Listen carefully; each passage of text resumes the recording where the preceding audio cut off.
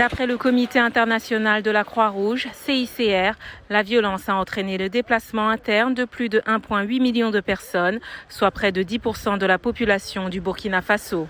Puisque 80% de la population dépendent de l'agriculture pour leur subsistance, les personnes déplacées deviennent immédiatement plus vulnérables et dépendent de l'aide pour survivre. Nous sommes venus ici parce que les groupes armés nous ont chassés de notre village. C'est une personne de bonne volonté qui me permet d'exploiter ce lopin de terre. Mais par manque de pluie, les récoltes sont mauvaises. Nos champs au village sont plus fertiles que ceux-ci. Il y a des poches de sécheresse ici.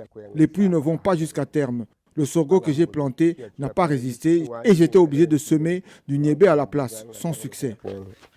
Les sécheresses extrêmes, la pandémie de Covid-19 et maintenant la guerre en Ukraine sont autant de facteurs qui exacerbent les risques de famine au Sahel et en Afrique de l'Ouest.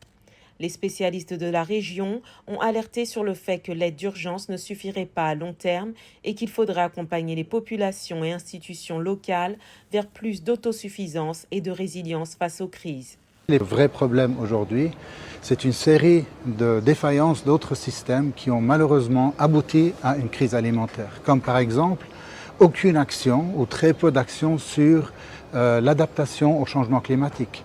Donc des financements climatiques qui malheureusement n'arrivent pas aux endroits qui doivent faire face, comme en Somalie ou au Mali ou dans les pays du Sahel, à des aléas climatiques, à de la sécheresse, à l'avancée du désert et qui malheureusement ne trouvent aucune solution. En outre, le taux de mortalité infantile des moins de 5 ans ne cesse de croître en 2021, selon les chiffres de l'UNICEF. Il faut dire qu'il y a la question sécuritaire qui a fait que les populations des villages se sont ruées vers la ville. Il y a une concentration ici.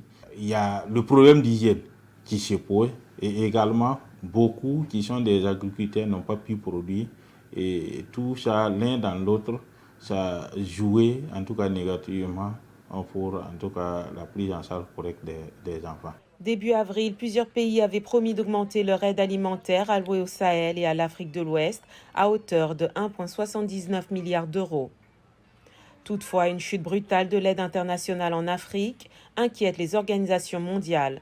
Le Danemark a par exemple réaffecté en mars 2 milliards de couronnes, environ 269 millions d'euros, alloués à des programmes au Sahel pour financer l'accueil des réfugiés ukrainiens.